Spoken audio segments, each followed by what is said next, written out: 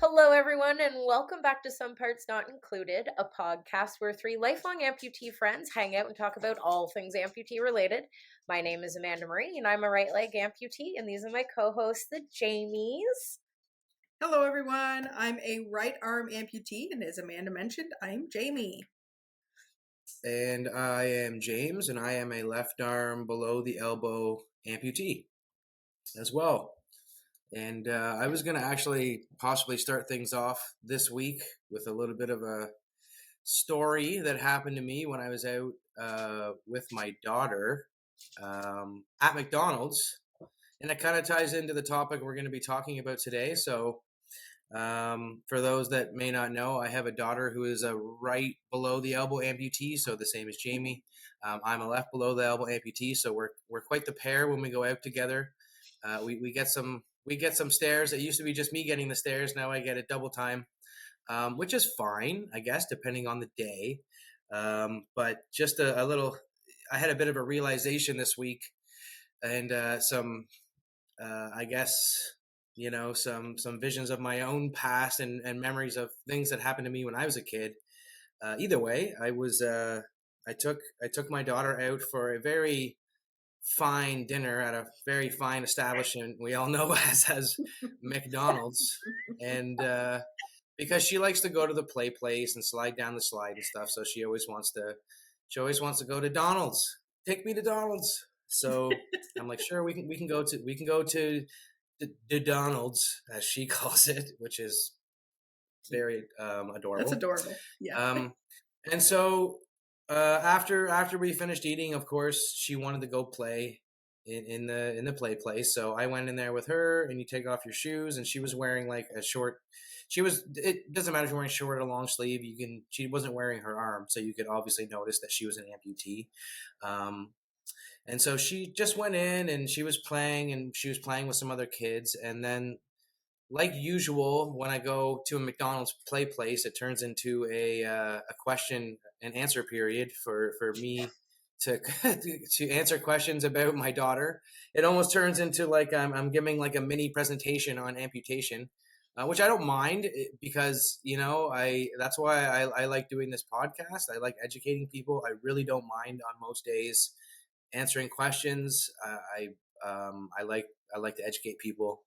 But one of the questions this little girl started asking me about Ava kind of just made me, it just kind of hurt inside or whatever. So this girl was about 10 years old, and she noticed that Ava was missing part of her arm. And she, of course, was asking questions like, oh, she started saying like, "Oh, I have friends. I have friends at school that like had broken arms and broken legs," and she started telling me about all these injuries that she had when she was a kid. And her older brother was up in the play structure, and he was like, "Yeah." She was telling me a story about when he fell and hit his head at 2, and all of a sudden you hear this other voice like, "Yeah, that was me. I'm 10 now, but when I was 2 years old, I fell and I hit my head." And that's how kids, they like to associate stories of how they, were injured, or they know other people. And this girl was being completely sweet and innocent, as are most kids. They're just curious and they want to ask questions.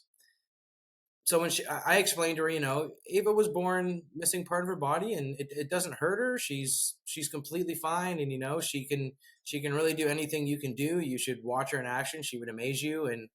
Um, and then she's like, yeah, she seems like really great. And then she said to me, has she ever had any friends before? And that just like kind of broke my heart. I'm like, yeah, of course she has friends. Like people, and it made me think like that's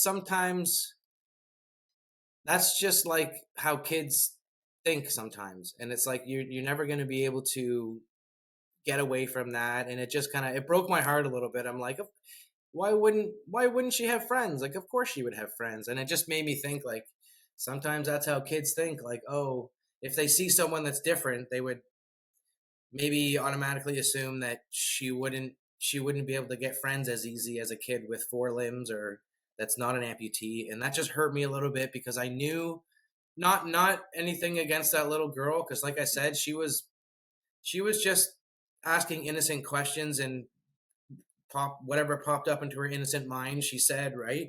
And that's just how kids are. literally no filter on children. We all know that. And so they're just saying what they feel. But it just made me think like about the future a little bit, I guess. And just that it's going to be, it's just every day it's going to be like that. It's going to be it's going to be like that, you know, forever into the future. You know what I mean? Like it's going to be a lifetime of this. Just like I had that when I was a kid, and now it's kind of like double time where I'm going to have to be, and I'm just so protective of Ava that I don't want her to have to go through that. But you got to be strong and just do it. And even though it seems daunting to be like it's going to be a lifetime of kind of answering some of these questions, it's that one, has she ever had any friends before?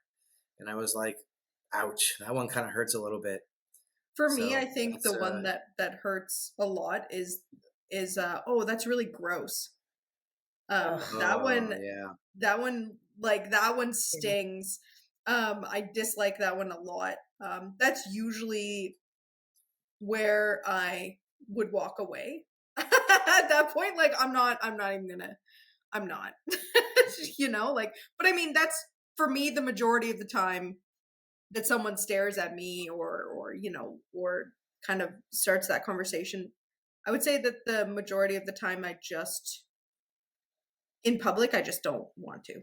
I just don't really want to have. You don't want to engage? Yeah, not really. Do you get people come up to you and ask you questions though? Like, hey, what happened? Do you have friends? Oh, have you ever had any friends before? I really don't. I don't. I'm sorry. Do you want to be my friend? Actually, if someone were to ask me a pointed question, of course I would answer, and things like that. But generally, I just maybe it's just this time in my life that I'm in right now. Maybe I don't know, because I think I did it more before, but now I'm just like I don't have the patience nor the want. I hear you. Oh, I know. And some days I think like I don't have the patience to answer for myself, let alone someone else now, but I have to because, I have to be perfect and on point for Ava to make sure to ease her. Well, you're being a role model, showing her how to. That's right. Show her that, not to be afraid to answer questions and to answer them proudly and confidently. And sometimes there might be a question that's not malicious in intention, but it can kind of hurt a little bit. And like, so there is a sweet ending to the story, is that this little girl was like, I'll be your friend. And like, yeah, she was super sweet. And she was like, I'll be your friend. And then she was like, here, I'll help you get up into the play structure, which was great because I, at that point, had been helping her through the play structure before. And I got stuck at a certain point and like near a slide.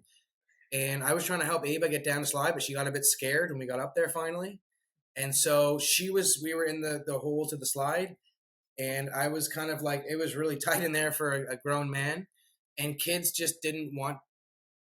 weren't waiting. They were like going in between us and zinging by us. So I felt like I was stuck in a play structure.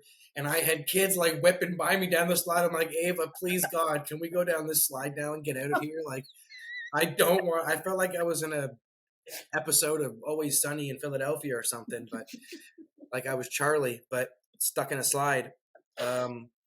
But yeah, no, so that little girl was like, I'll be your friend. And like, she was just really inquisitive and she was really sweet. And when we left, she came over and said goodbye and like was commenting on how pretty Ava's jacket was and this and that. So she was just, she was just being really sweet. So, and just inquisitive, but that's like all kids when you go out and it seems like every time we go to a McDonald's play place, that's kids will keep you humble, but they're interesting little creatures, right? So maybe their parents even had made a comment to them at some point, oh, we always want to try to include all kids, make sure everyone has a friend. Maybe that's why they even came up and said, oh, do they have a friend? We don't know exactly where the interpretation. It was the wording of the question. It was like, has she ever had any friends before? Like, oh, why wouldn't she? You know what I mean? Like, of course. That hurt. But I don't think she noticed that I was also an amputee because I had the myoelectric arm on and a long sleeve, so you couldn't really tell when I was in the restaurant. So unless you look really close and you just see how dirty this arm can be sometimes. But I don't think she really noticed, or anyone else in the room for that matter. See, that's the other thing, is that there was about 4 or 5 other families sitting in there with other kids, and it was dead silent when she was asking me these questions.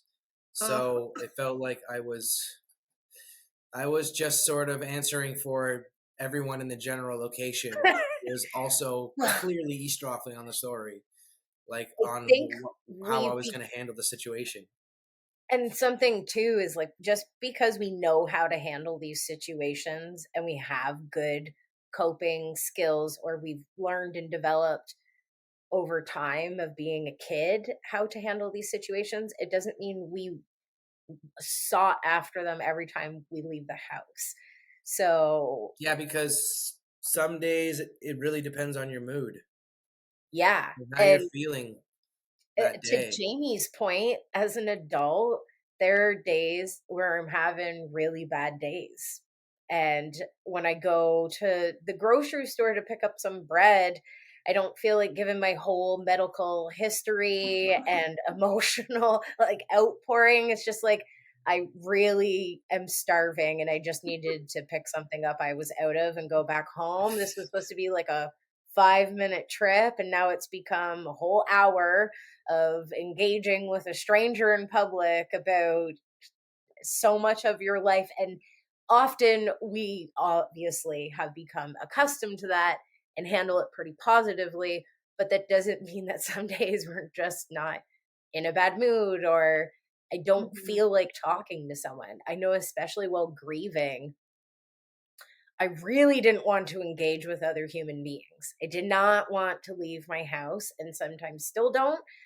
So you're already not in a good headspace and then you go out and everyone's staring at you and I don't know about you. I always notice when people are staring at me because people don't stare nonchalantly. They Yeah, stare so obviously. so hard. Yeah, yeah. So hard. Even today, I was at my physio office and I was just waiting in the lobby to get called in for a few minutes, and it was just me and one other individual. And he was just staring for so long and awkwardly that I was trying to focus on the TV because it was showing hockey highlights, and so I was like, but all I could feel was his burning Burning stare at eyes. me, and Hate that. I kept looking to be like, I can feel you staring at me, but it was early in the morning, and I didn't really feel like having this like Early morning stares. yeah, I was early morning. I'm not the super chattiest. And Mm. so I just wanted to go into my appointment and relax and, you know, not get stared at. And the way he was staring, though, even when I looked at him, he wouldn't look away. He just continued to stare, which made it even worse. So I just kind of sat there really uncomfortably for a while and then looked at him every like minute just to engage in eye contact. Like, I feel you staring me What down You should have what still. I said that. sometimes do Do you in want to those ask a question? But in that moment, I didn't want to answer questions. Yeah, So the early that's the morning. thing. I'm Yeah. about to go into an appointment, which is to me like I'm on time. I don't want to sit here and have a conversation about it. Also, I notice because it's warmer outside and I start to wear clothes that have more of my limbs showing. So the second I'm wearing capris or shorts or anything like that, just everyone is whipping their heads around looking. And I've been wearing a cover for a very long time and I just don't have a cover on my leg right now. So I find that I get stared at even harder. So it's one of those things. And some days I feel completely fine and I don't care if they're staring. I'm kind of like, go ahead and stare. I look great today. And then other days I'm like, don't stare at me. I feel like I have a booger in my nose and I'm bloated and you just want to be left alone. I think that goes to say with everybody, right? Like we don't need to be on and in a good mood all the time, right? We have absolutely. good days, we have bad days. I know when I'm having a bad leg day, I get I can get more frustrated or irritated. And for me, what a bad leg day looks like is my artificial leg isn't fitting me well. Maybe it's uncomfortable that day. It's causing me pain. It might not be staying on, so it's giving me difficult walking, which also could throw out my body. So I'm trying to tie in all those things and cope with the pain, go out and do your errand while mentally dealing with everything else that sucks as an adult in your head. Mhm. And then you encounter somebody and they say something to you that you're just like, not today. Not today. One of my But favorite ones too, like when I'm grumpy, or like having, you know, a bad day or whatever, is that if I notice someone staring, I won't stare directly at them. But what I'll do is I will do exaggerated movements with my arm. Just so then that way they follow the trail of my exaggerated movements, because I'm just messing with them. And it is the most fun because I know I'm messing with them. They don't know I'm messing with them. But that's my favorite. That's my favorite one. That's pretty good. I've never done that. Gotta do it. You I, gotta try it. That I goes in line with definitely just have. like why you make up stories about when people ask you questions, just to entertain yourself. Just you always give new stories like, hey, let's see what kind of reaction I can get. Yeah, bear attack. I lost my limb. I was on a hike. Yeah, it is kind of similar to that, I find actually. It's just a matter of sometimes I feel like having a conversation and I'm okay with educating someone for 15 minutes, and other times I'm running late and I don't have 15 minutes. And so I know by even looking at them it's going to engage a conversation. So you kind of do like what Jamie says, like an exaggerated motion that kind of shows like, yeah, I'm missing a limb, and then maybe it forces them to be like stop staring or just go about their merry way. But Yep. I just don't know why people have to stare. Like I notice people stare at all. It's not just amputees, obviously. It's anything that's different. People are always staring at, but It's like, just the way it goes. yeah, The way she I've goes. noticed that Everyone stares drastically. at everything unusual that they have. Yeah, That's not like something that they see every day. You or know. if something embarrassing happens to someone, let's say you walk into a place late and everyone in the room all of a sudden stares and turns around and looks at you, but you're supposed to be like being quiet.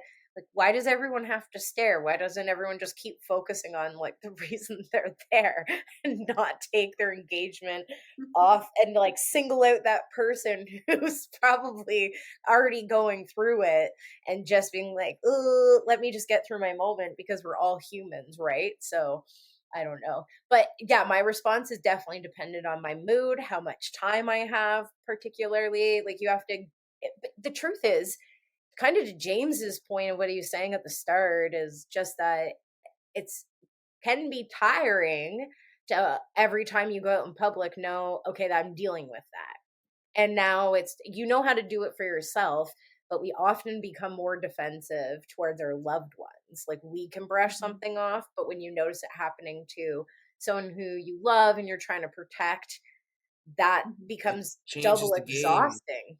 Hmm. At Yeah, least, yeah, at least for, you know, James's situation, he would still need to teach Ava how to speak about it because he's also an amputee, and that would yeah. also come up at some point. You know, with her friends or whenever she was out in public with you or whatever is the case. So, so at least, you know, for that reason, you know, you are speaking up for her, but you are also teaching her how to speak about it, not just for herself, but also for you, as well, which is pretty good. I think that that's a you would have to do it anyway kind of thing. Yeah, absolutely. Especially at this age, she can't explain it herself. She's starting to. I think she's starting to kind of realize we are different than everyone else. And that's going to be coming up soon because she's almost 3. So that's around the age 3, 4, 5. It's those formative years that you really start realizing. And so, but a good tool for every amputee. Every amputee needs to learn to be able to talk about it, and it's just the way it is, and you need to be comfortable with it and confident about it. And that's just, and so most times, most days, that's how I feel.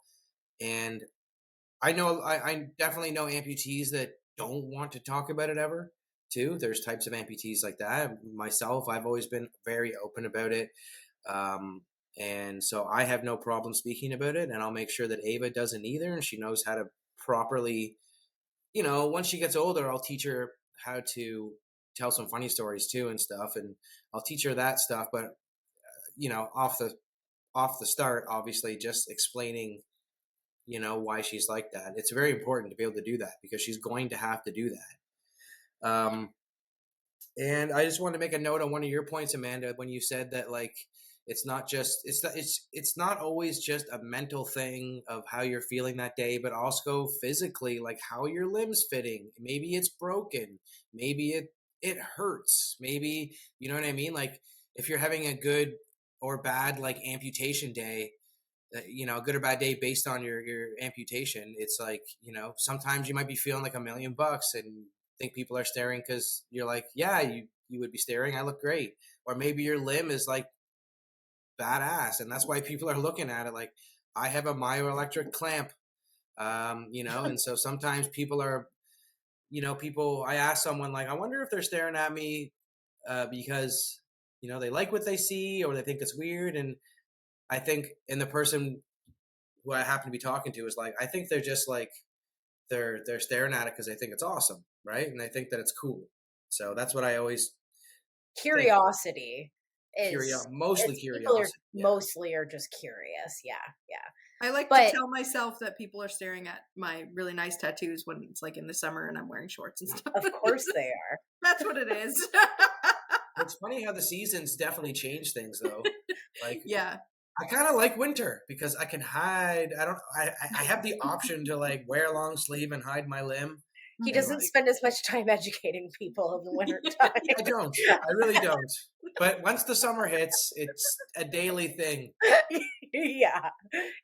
And now, depending on the day I'm having when I'm out with my daughter, it's like, how far do I want to go? Like at McDonald's, for instance, I had long sleeves on. So did I want to dive into like, she's an amputee. It's like, just like me, I'm also an amputee. See, and I got this super cool arm and she's going to have one day. And like, how far And down the rabbit obviously hole had that I want to, friends. what's that? And I obviously had friends and I winked. Yeah, absolutely. But yeah, how far down the rabbit hole did I want to go that day? It depends on how I'm feeling. And that day I kept my sleeves down. I didn't want to get into the fact that I was also an amputee and open up that next slew of questions. Because that's a tough one. Like I can't explain it, man. Everyone thinks everyone always asks me if it's whatchamacallit, like they just think it's because of me, right? I'm like, well, no. Yeah, he lost It's congenital, but not. What am I trying to say here? It starts with an H. Hereditary. Hereditary. Thank you, Jamie. It's like, is that hereditary? Like, no. As far as we know, it's not. Like, as far as I've known the thousands of amputees with the same amputation, it's not. So I don't know. It's the first But time I would maybe joke around sometimes and tell, not a little kid, probably. Well, depends on the kid in my mood that day. I think that's going to start like, happening. yeah, it is hereditary. Her kid's gonna have one too. Yeah. No, Just actually, we just like, how do you know? I'm gonna have to come up with like new stories, new funny stories to make up. Like, oh no, you see, we just both didn't eat our vegetables, or we both I had an accident with a chainsaw, and I don't even know. Like, yeah, we both had chainsaw accidents. It was a really bad chainsaw accident that took you I both dropped out. the chainsaw. She was standing close to me.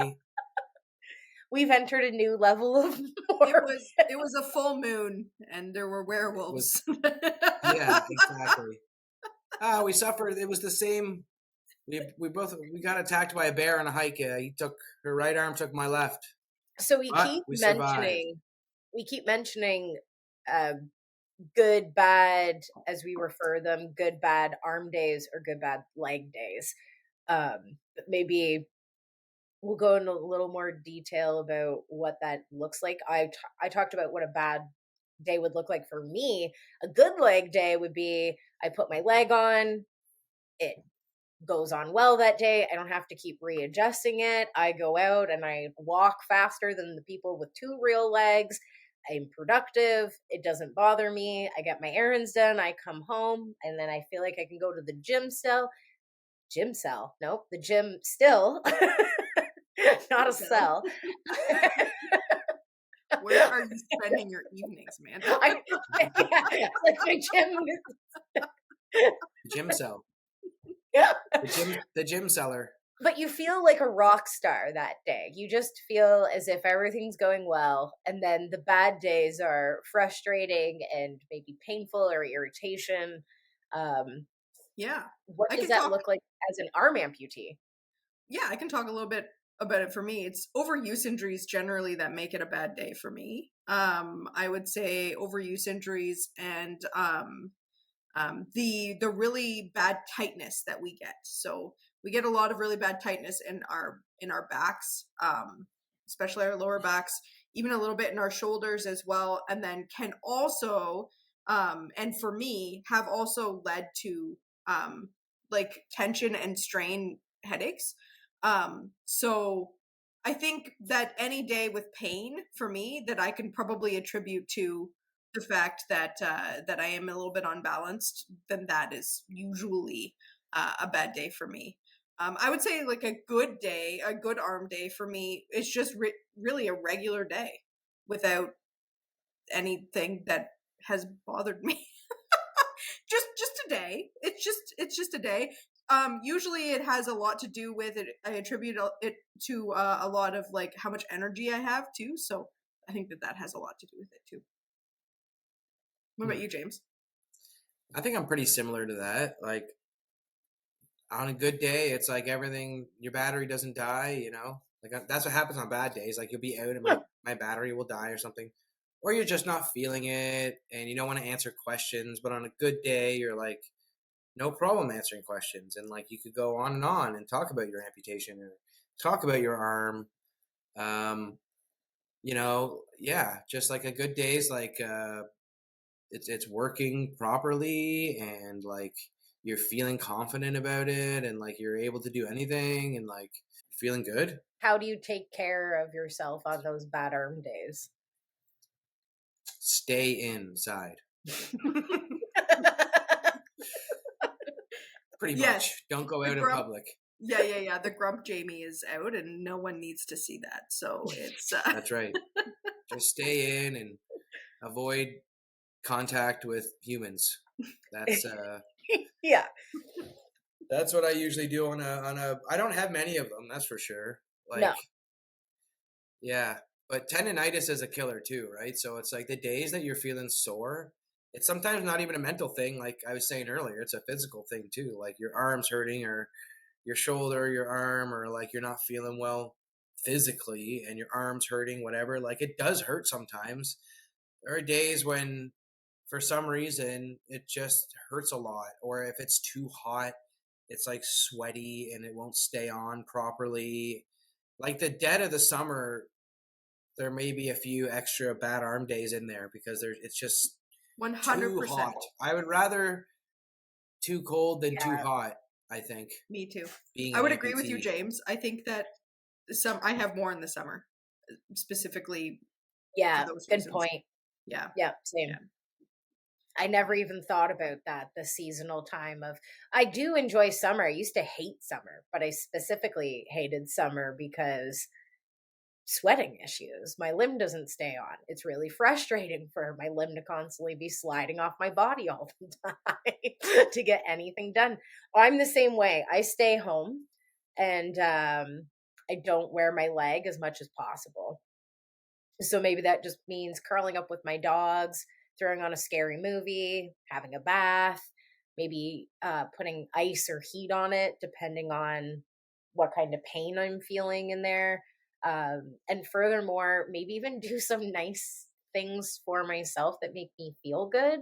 So maybe it's grab a Starbucks drink that I really love, or have a favorite treat, or put on a candle that's my favorite smell, something small to try to combat. It's almost like I'm not in a good mood, so I get to do all these other things to try to make me feel better. And I try to surround myself in an environment that makes me feel a little bit better. Because I do find that most of my bad mental days are the result from a bad physical day. I don't know Completely that I agree. often ever have a bad mental day on its own. Usually it's the trickling effect of the physical aspects.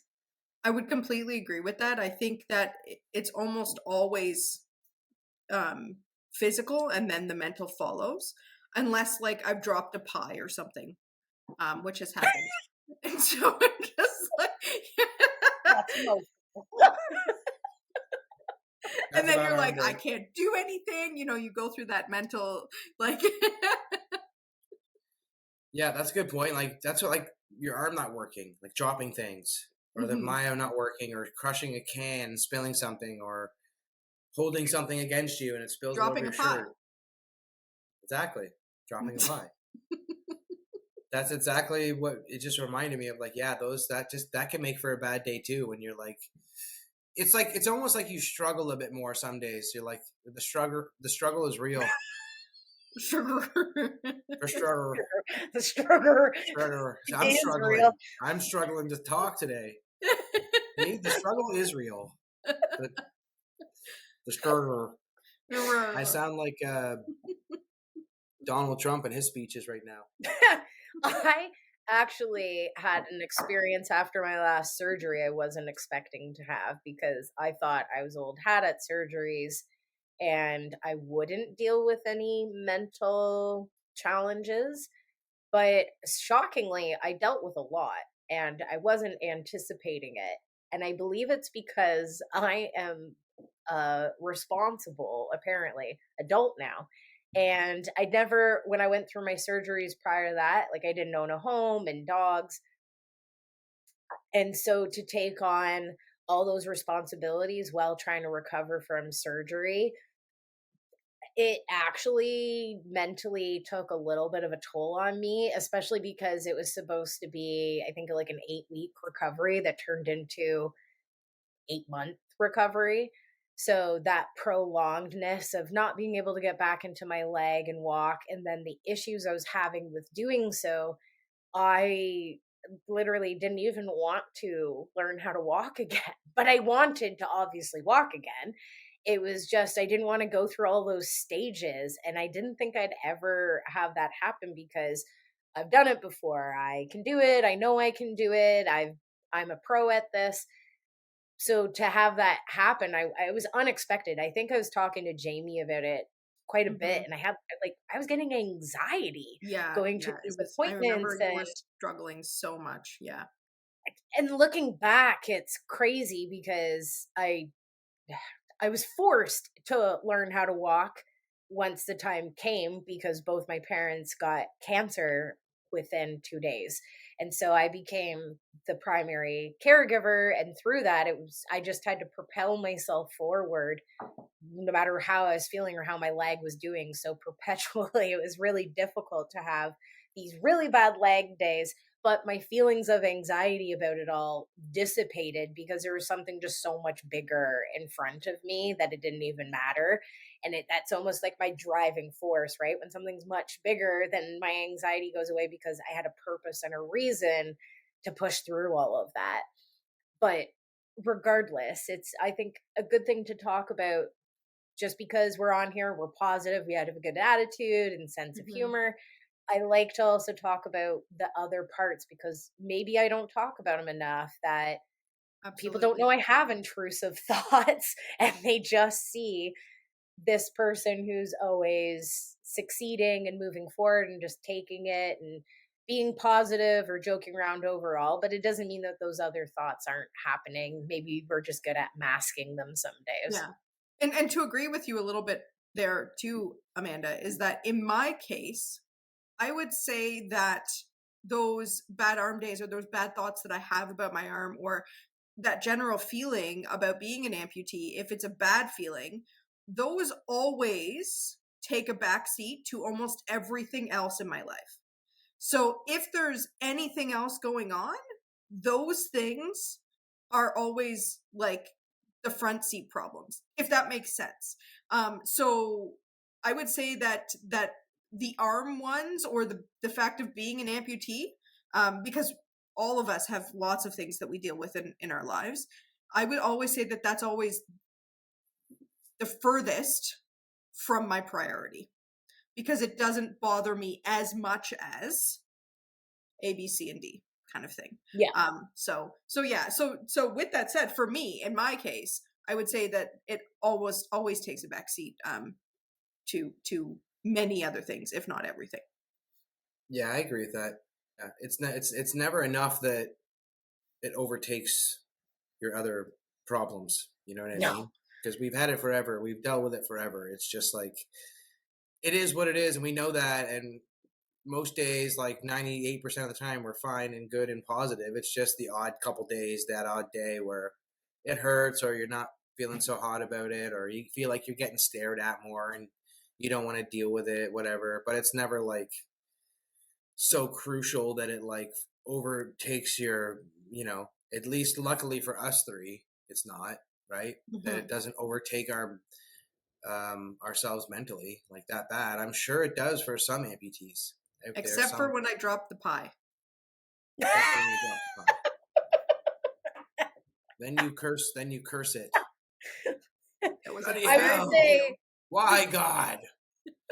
I would say, why did you give me this arm? You deserve 2 pies after that, then. Thank you. My Thank logic.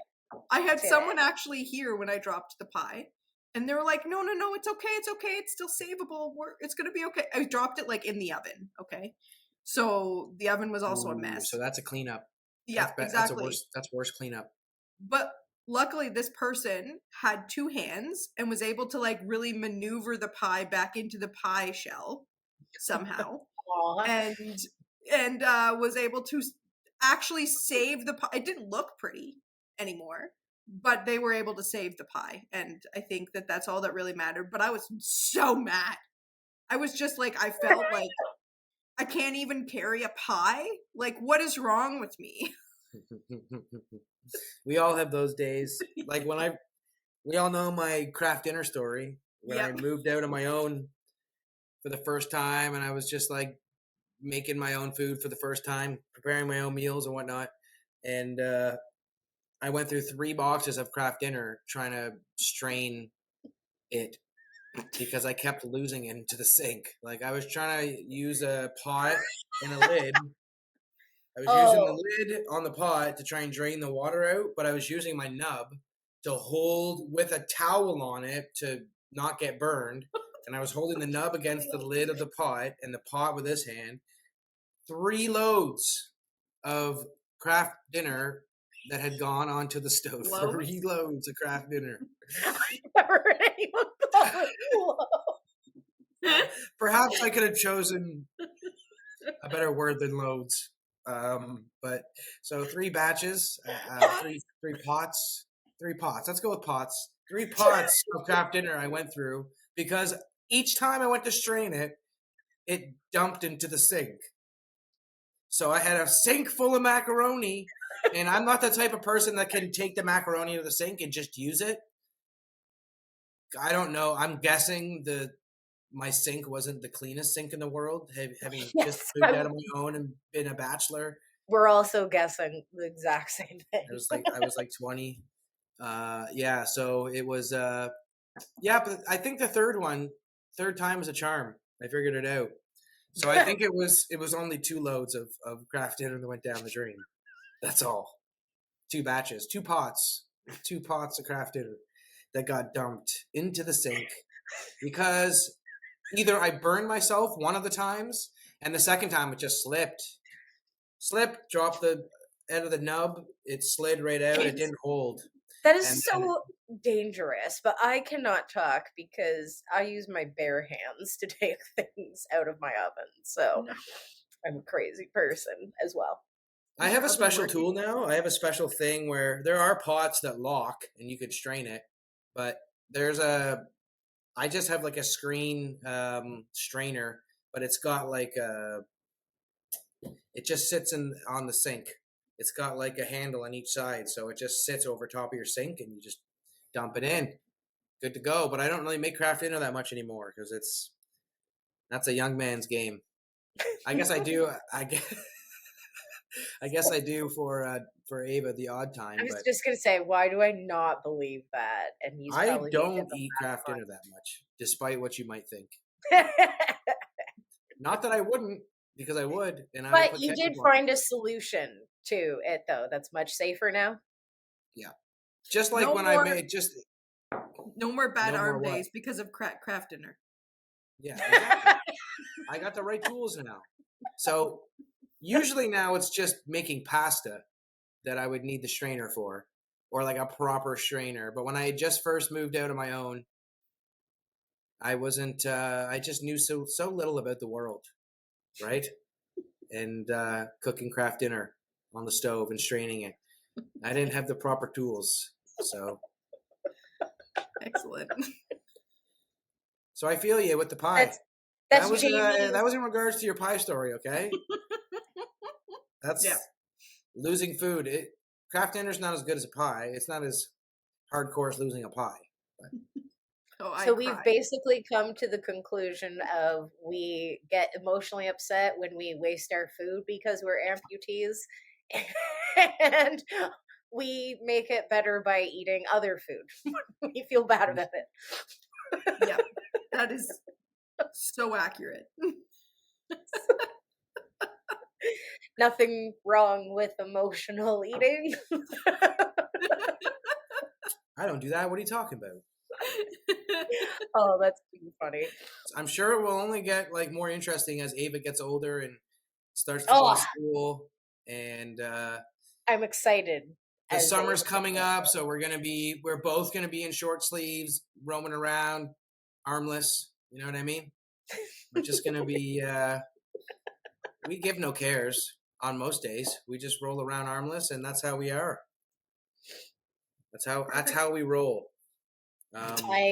Even no matter how you roll, though, we know the general public will shock us constantly. Not every day. We don't get shocked, but we get shocked at least once a year with something, I would say. Hey, what happened to you and your daughter? Do you guys have friends? I'm still curious who James's friends are. I thought you guys are my friends. Of course. Lifelong We're friends, I should family. say. No, we're family. Yeah, We're more than friends. but only because we're amputees. Otherwise, Otherwise, I can't stand you. yeah. Otherwise, I hate you. No, I'm kidding. Obviously. No, But, I feel at this point you feel like a sibling vibes to me. That's how I would describe you both. Yeah, it's Absolutely. gone beyond friendship.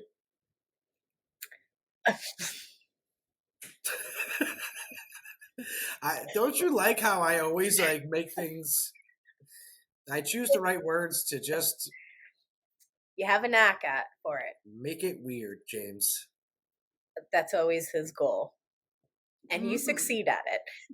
Well, I think that's a wrap on today's episode. If you have any questions for us, toss them down in the comments below. We'll try to get to them in our upcoming shows. If you enjoyed the episode, then make sure you like the video and subscribe to our channel, as well as hit that little bell so that way you get notified for all our videos in the future. Until next time, be nice to one another. Peace. Bye. Cheers.